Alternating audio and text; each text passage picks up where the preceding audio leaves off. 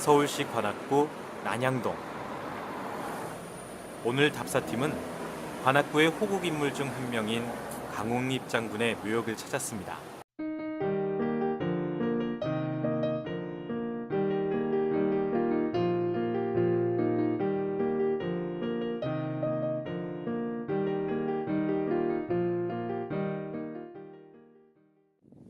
(17세기) 조선의 안보를 위해 활약한 강옥립 장군의 무덤은 정정공 강사성 묘역에 여러 인물들과 같이 모셔져 있습니다. 묘역은 어떻게 조성되어 있는 것일까요? 정정공 강사상 묘역에는 진주강씨 중에서도 박사공파라고 하는 계보들의 무덤들이 모여 있습니다. 먼저 이제 강사상을 필두로 하여서 그 아들인 강신 그리고 손자가 되는 강옥립 장군까지 그 계보들이 계보들의 무덤이 모여 있는 곳입니다.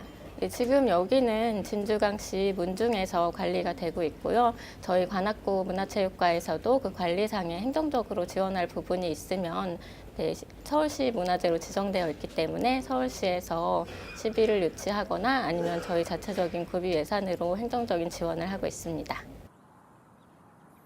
강옥립 장군은 명청 교책이 조선의 생존을 위해 최선을 다한 명장이지만 그 업적에 비해 널리 알려지지는 못했습니다. 1618년 광해군 시절 명나라는 후금과의 전쟁에서 이기기 위해 조선에 원병을 요청합니다. 그에 따라 군사 1만으로 사루후 전투에 참가한 강옥립 장군. 당시 후금의 군대는 기병 위주로 구성되어 보병이 대부분이었던 조명연합군에 비해 유리했습니다. 또한 당시 기상이 나빠 조선군이 화약무기를 제대로 쓰지 못한 것 또한 후금의 기회였습니다. 형세를 보아 판단하라는 광해군의 명령에 따라 전세가 후금에게 기울자 5천여 명의 생존 장병들을 이끌고 후금에 투항한 뒤 강옥립 장군은 조선과 청의 외교관 역할을 하게 됩니다.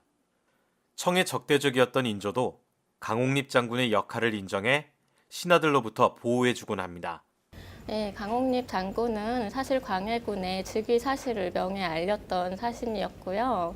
그렇기 때문에 중국어에 굉장히 능통했다고 합니다. 그리고 또 문관 출신이지만 병법에 굉장히 능했다고 하고 이러한 점들로 미루어서 아마 광해군이 명과 후금 사이에서 정세를 판단하여 행동할 수 있는 가장 적합한 인물이라고 판단을 해서 강옥립 장군을 이제 그 중립외교의 중심자로서 출병의 대표로 삼았던 것 같습니다. 광해군은 이제 후금과 명 사이에서 갈등이 있었을 때 명은 임진왜란 때 조선을 도와줬다는 이유로 출병을 요구를 하는데요. 사실은 여러 번 거절을 했었다고 해요. 지금은 이제 임진왜란 전후에 복구하는 작업만으로도 조선은 힘들다 하면서 여러 번 거절을 하였는데 조선 내부에서도 명의 은혜를 저버린다는 얘기들이 많았고 그렇게 해서 결국은 어쩔 수 없이 출병을 이제 결심을 하게 되는데요. 그래서 강옥립 장군에게 따로 얘기를 하면서 형세를 보아서 판단하라. 라고 했다고 해요. 후금과 이제 명 사이에서 조선군의 피해를 최소화할 수 있도록 판단하여 행동하라라는 뜻으로 보이는데요. 그래서 강옥립 장군은 명과의 이제 원군으로 출병은 했지만 결국은 13,000의 병력 중에 5,000 병력을 잃은 후에는 후금에 투항을 하게 됩니다. 장군은 포로가 된 후에도 조국의 이익을 위해 노력했지만 그에게 돌아온 것은 또 다른 시련이었습니다. 장군의 노력으로 정묘호란 직전 한 차례의 전쟁을 더 막을 수 있었지만 조선의 사대주의 세력은 그가 죽을 때까지 거센 비난을 가했고 그 명예는 오랫동안 회복되지 못했습니다. 네, 이후에는 정묘호란 때 강옥립 장군이 다시 조선으로 들어오게 되는데요. 그때 후금은 조선인이라는 이유로 강옥립을 이제 길잡이처럼 삼아서 앞세워서 들어오게 됩니다. 하지만 정묘호란 과정에서 후금과 조선 사이에 화의를 이제 조율을 했기 때문에 강옥립 장군은 그 이후에는 계속 조선에 남게 되는데요. 조선에 남았을 때 조정의 대신들로부터 많은 이제 비난이나 질책을 들었다고 해요. 실제로 청에 있을 때도 그 가족들을 처벌해야 한다는 의견도 있었다고 하고요.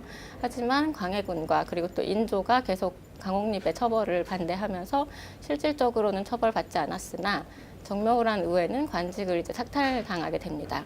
그리고 이제 힘들게 그런 시기를 보내고 결국은 그 해에 돌아가시게 돼요. 그리고 죽고 난 후에 복관이 되게 됩니다.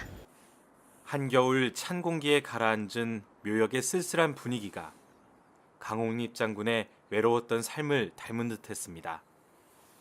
최근에는 장군의 행적을 포함 광해군의 중립외교 노선에 대해 재평가가 이뤄지고 있습니다.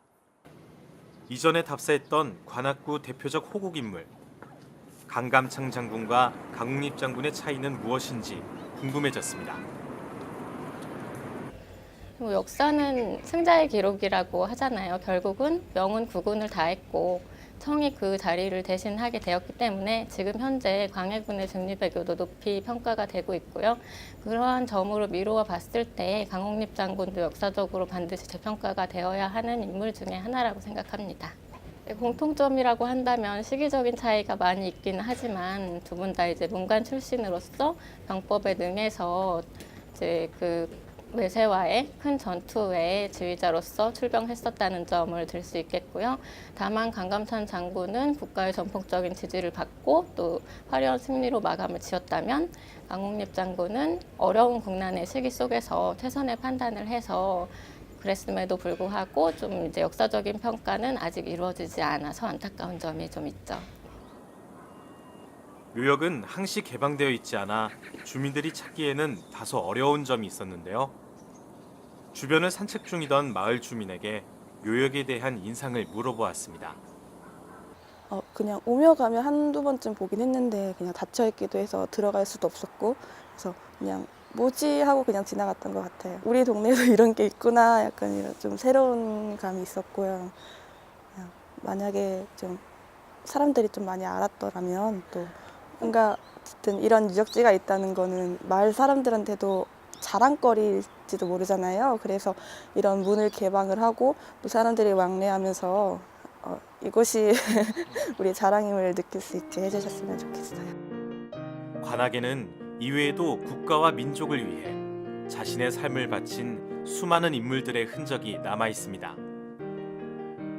그러한 노력들을 기억하고 보존하는 일에 역사문화도시 관악이 앞장서주길 바랍니다.